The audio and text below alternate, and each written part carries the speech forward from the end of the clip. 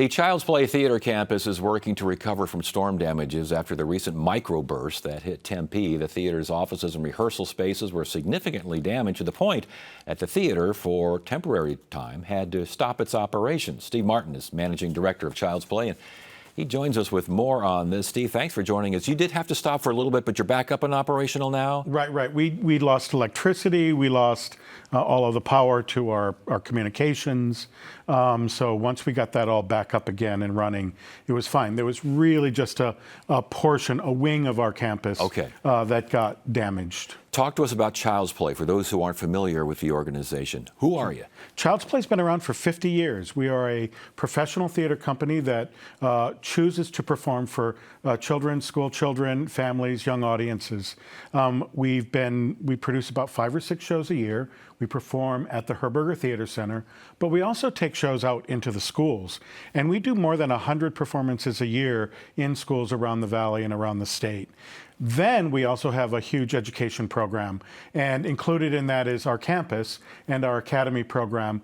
And those are the programs that had to be suspended and moved because of the storm. Talk to us about the damage. How much damage? What kind of damage? Well, we had because we'd had several storms in the valley over the past several weeks, we experienced a little bit of roof damage the week prior to. So we actually had roofers up on the roof repairing that little bit of damage when this storm hit.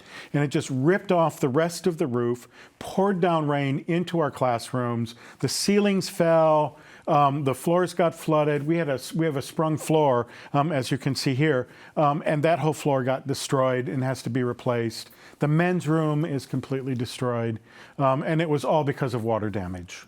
Now, are you able to use whatever was done in this part of the building, the complex? Can you do that in other locations? Are people allowing you to do that in other locations? Actually, the Tempe Elementary School District has been very generous and has allowed us to rent classroom space from them on Saturdays. And that's when we offer our classes to the general public during the school year. On Saturdays. The damage is just terrible. Okay, so and obviously surrounding area, trees, vehicles, the whole 9 yards. It was a devastating storm. I have to say, I've been a managing director for a long time.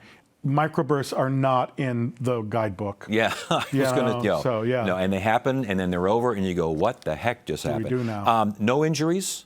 No injuries. The roofers actually escaped unscathed. Okay, this all comes after, if I remember correctly, there was a loss of funding as well. What was that all about? Right. It's been a challenging time for the arts. Period. In the valley, many institutions that do support the arts on a regular basis have actually been withholding their funds because they don't know the full impact of Trump administration cuts to social service and essential services.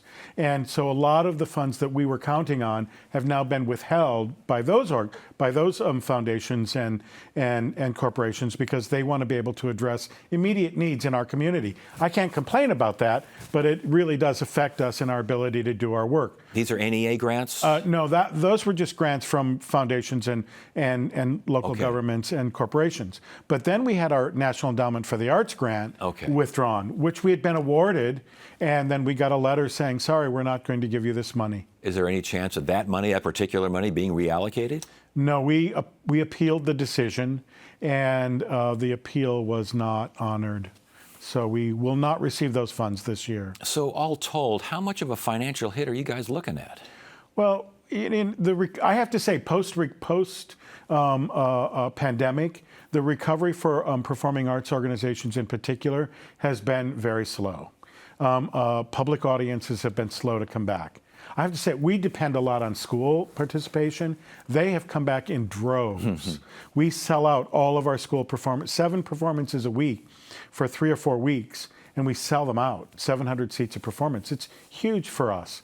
But we can't balance our budget on $15 tickets to school groups. So we have to depend on contributions from the community to help us be able to perform and present high-quality work to the young people and families in our community. With that in mind, what's next for Child's Play? Oh, we're in rehearsal for Rudolph the Red-Nosed Reindeer. Is that the Christmas pat? Yeah. That's our Christmas show. We actually go up in 2 weeks. We start performing, and that's because of the demand from schools. But I have to say, in this world of chaos, that we're all kind of living in. It's really wonderful to sit down in the theater with such a great story, with such a great message, and experience the joy of the holidays. And so we invite people, this is the best way that you can help us. Come to the theater, buy Yeah. a ticket, enjoy the show. It's really quite stunning and beautiful. I mean, Child's Play for a Christmas production, that's kind of hard to beat if you want the Christmas spirit. This is our 5th year of doing this show. Yeah. The community has embraced it greatly. So, yes. Well, best of luck to you and your facilities there. I know it probably won't take anywhere near as quickly as you want it to take, but it will get done, and you will always be there because you've always been there. Good to have you here. Thanks for joining us. Thank you.